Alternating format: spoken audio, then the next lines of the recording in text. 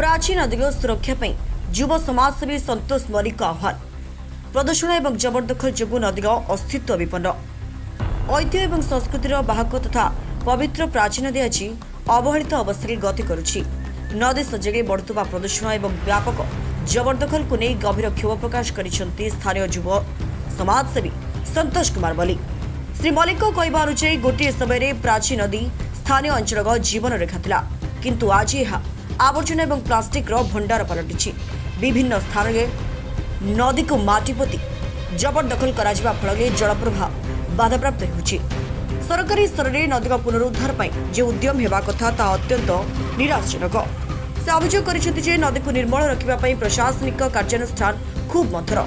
नदी गर्भरू अबाध बाली उत्तोलन और रासायनिक वर्ज्यवस्तु मिसवा जो नदीर पानी विषाक्त हो पड़ी, जहाँकि परोक्ष चाष जमी और जनस्वास्थ्य उपर कुप्रभाव पकाउछि।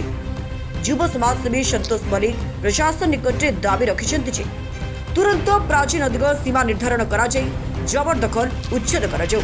नदी पठाई वर्ज्यवस्तु पकाउथुवा व्यक्ति एवं संस्था विरोध में कठोर आईनगत कार्यानुष्ठान ग्रहण करा जाऊ। नदी सौंदर्यीकरण सहित यार गभीरता वृद्धि पाई खनन कार्य आरंभ करा जाऊ। शेष में स्थानीय जनसाधारण को यह आंदोलन में सामिल होगा आह्वान दे कहते जदि समय थाउ थाउ प्राचीन नदी सुरक्षा पदक्षेप न नि जाए तेज आगामी दिन में यह ऐतिहासिक नदी संपूर्ण भाव लोप पाई। संतोष मल्लिक युव समाजसेवी